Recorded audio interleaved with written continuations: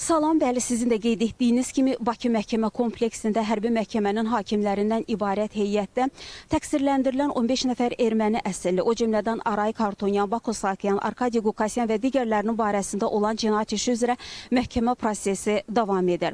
Hazırda məhkəmə prosesində məhkəmə istintaqı aparılır və təqsirləndirilən şəxslər məhkəmə prosesində sərbəst ifadələrini verdilər.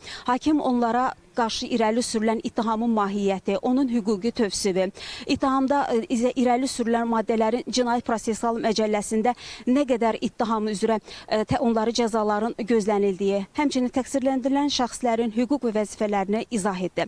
Bundan sonra məhkəmə prosesində təqsirləndirilən şəxslər sərbəst ifadələrini verdilər və onlar özlərini bu ittiham üzrə təqsirli bilməsələr də ifadələrində Ermənistanın apardığı hərbi təcavüzkar müharibəni və o zaman yaradılmış qondarma rejim, həmin qondarma rejimdə tutduqları vəzifələri, hansı əməliyyatlarda iştirak etdiklərini, qondarma rejimin Ermənistandan hansı əmrlər aldığını və bu əmrləri hansı formada aldıqlarını, hansı əməliyyatlarda iştirak etdiklərini, hətta necə yaralandıqlarını, qondarma rejimin Ermənistan tərəfindən necə silahlandırıldığı barədə məlumatları məhkəmədə öz sərbəst ifadələrində çatdırdılar. Hətta David Manukyan ifadəsində bildirdi ki, onun evində tapılan, üzərində gəzdirdiyi silah Ermənistan polis idarəsində hal-hazırda da qeydiyyatdadır. Təqsirləndirilən şəxslər sərbəst ifadələrində açıq şəkildə istədikləri formada ifadələrini verirlər.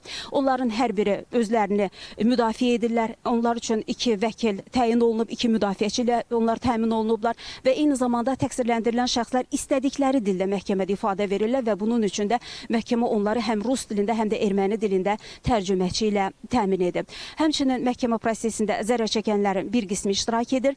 Qeyd edək ki, bu cinayət işi üzrə 531 mindən çox zərər çəkən var. Məhkəmə prosesində sübutlar, faktlar araşdırılır və cinayət işi üzrə toplanmış sənədlərin, sübutların artıq 50-dən çox sənəd bu prosesdə təqdim olunub, araşdırılır.